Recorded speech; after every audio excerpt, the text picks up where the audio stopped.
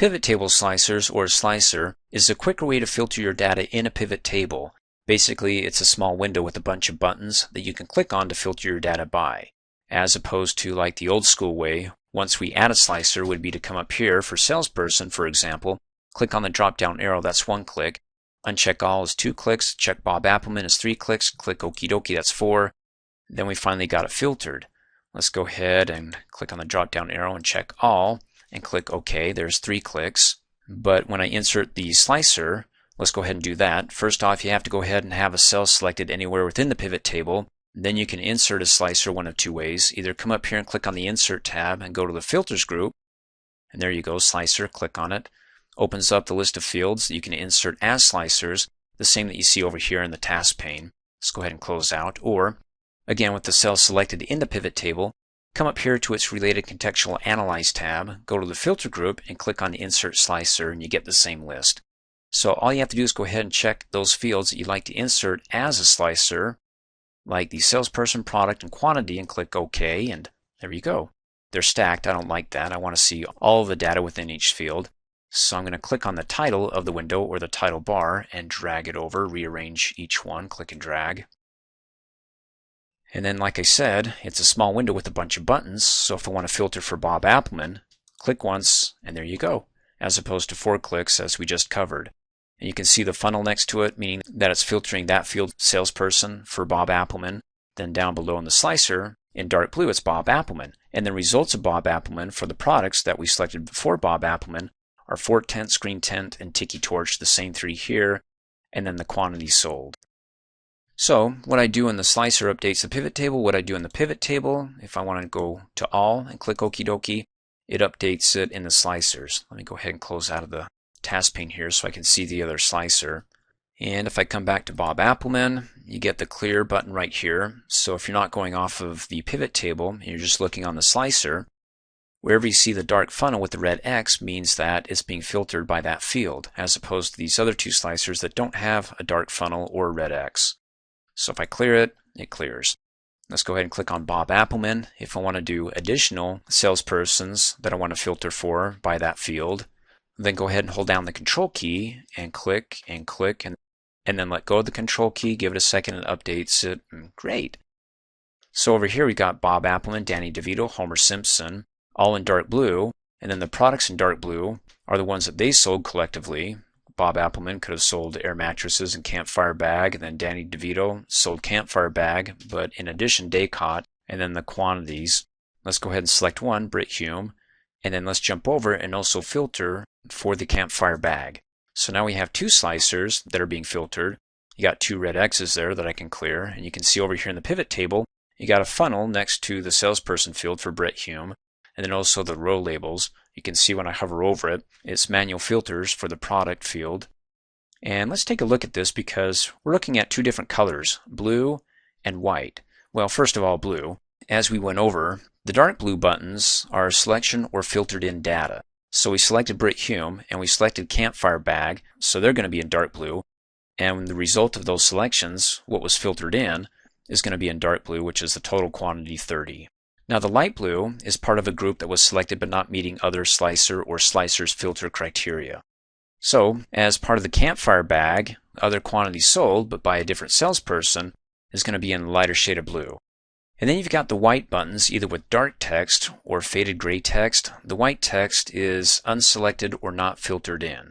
So we didn't select fanny pack or screen tent and it's not filtered in, but they do meet part of another slicer's filter.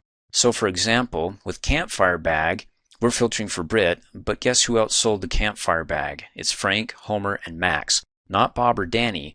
They're the ones with the white buttons but the faded text. They were not selected and not meeting the other slicer or slicer's filter criteria. So the campfire bag by itself has been sold by these 4 right here, the one that we selected, the dark blue, but the other 3 who we didn't select but have the dark text against the white button. And then the others who didn't meet the other slicer criteria, they're out of it. So Bob Appleman never sold a campfire bag, neither did Danny DeVito. Let's go ahead and double check that. Go to the worksheet that contains our data. So let's go ahead and scroll down and select Bob Appleman and go over, and can you see anywhere here campfire bag? I don't. Let's go Danny DeVito over and down. And this is all Danny DeVito. Anywhere here that says campfire bag? No. So when you come back here, does that make sense? So even though you're filtering for Britt Hume, the funnel is going this way. And Britt Hume not only sold a campfire bag, which we want to filter for, but he sold fanny pack and screen tent. But we don't want to see that, the quantity sold for fanny pack and screen tent, so they're going to be in dark text as opposed to these others that are in a gray text because Britt Hume did not sell an air mattress. We can go back and confirm Britt Hume, air mattress. Let's go ahead and scroll up. We'll select Britt Hume. There's screen tent, fanny pack. There's Britt Hume again, screen tent, campfire bag, screen tent, and that's it. Just those two different ranges. So no air mattress. As a final conclusion to this, if I go ahead and clear the salesperson filter, then these other three should be selected. They should all be in dark blue as well as Britt Hume because he sold a campfire bag, otherwise the option wouldn't be available. So if I clear it, there we go. There's the 4 for campfire bag, Britt, Frank, Homer, and Max. And again, the 2 that didn't make any campfire bag sales. Now how does this work? Since these 2 are in a light shade of blue, part of a group that was selected but not meeting other slicer filter criteria, because they haven't sold a campfire bag, but Britt Hume has sold a campfire bag and other products, so has Frank, so has Homer. So somewhere along the way with all these other products that are in dark text against a white button, also Bob Appleman has sold as well, and Danny DeVito. Like if I hold down the control key and select screen tent, there's Bob Appleman, he's now part of the picture. Let's go ahead and just click on screen tent. It looks like everybody sold a screen tent. In any case, you can play with that and become more familiar with it as you are with your database. And let's go ahead and select one of the slicers. When you select a slicer, you get its related contextual options tab, slicer tools. Click on it because you get some slicer styles. Ooh, this is going to be kind of fun. How about let's click on more and check out the different types of colors. We either have light or dark. So instead of the typical blue for the products, we can go with something green. And then click on salesperson, maybe something red. And then in quantity, let's do orange. Ooh, that's fancy. And that orange color was slicer style light 6. Now your slicers can be based upon more than one pivot table. So for example, let's go to sheet 1. Okay, let's go ahead and double click and rename this sheet 1 to database. Hit enter. And go ahead and select anywhere within the database, as you recall, to create a pivot table. Then come up here, click on the Insert tab, go to the Tables group, and click on Pivot Table. I'm going to go with the defaults and have it added as a new worksheet. Click Okie dokie. And there it is, sheet 5. Let's double click on that, call it P2 for Pivot Table 2, hit enter. And let me go ahead and go to sheet 4, double click, and call that Pivot Table 1. So we have the first pivot table, the second pivot table, then our database. Now on Pivot Table 2, the worksheet that is, let's go ahead and add the fields, company, salesperson, date, product, and quantity, except, let me scroll down here. I don't want years, click and drag off. I don't want quarters, click and drag off. I do want the salesperson to be a filter, so he adds it up at the top here. And also the date. And then to go ahead and connect the slicers on the Pivot Table 1 worksheet to Pivot Table 2, so whatever I select here updates that second pivot table as well. You can do it one of a couple of ways. If you have one slicer, it's probably just easier to go ahead and right-click on that slicer and go up to Report Connections. And there you go. It's connected right now to sheet P1, the current worksheet, the first pivot table. Check to connect it to the second pivot table on sheet P2 and click OK, and that works. Or if you have a lot of slicers, it might be easier to go to that pivot table that you want to connect the slicers to. Click anywhere within it, come up here, click on the Analyze tab, go to the Filter group, and click on Filter Connections. Now we already have one that we connected by the slicer, and to do that we had to go slice by slice, but here you can just check them all right in a row. You don't have to jump from one slicer to the next, and click OK, and there you go. It's filtered. Why? Because the slicers on the first worksheet here are being filtered. So let's go ahead and clear the filter, and it gets rid of that task pane that pops up in the way that I can't see the other slicer. So if I go to Bob Appleman, we're filtered here for Bob. Go to sheet 2, there's Bob. Now why would you want to do that? Well, if you got a lot of fields, you want to focus on certain fields, like on different worksheets from the same database, but filtered for, in this case, the same person, that can be very helpful. And so maybe on the second pivot table, let's go ahead and select a cell. Maybe we want to add the price each and also the total, but maybe we don't care about the quantity. And maybe on pivot table 1, we care about the quantities, so we can analyze them separately. I mean, I'm trying to keep it pretty simple here, but you get the idea.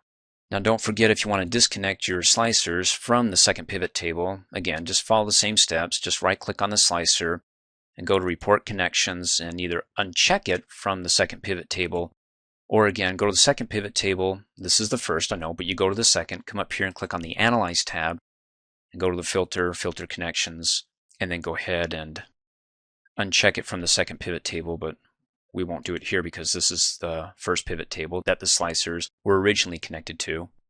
Now there's an option that you can prevent your slicers from moving around when you're resizing your cells. So for example, if I hover in between column F and G till I can see arrows pointing in opposite directions, let me go ahead and close out of this and go back to F and G, and I click and drag it, it moves the slicer over. If I don't want the slicers moving with the resizing of a column or even a row,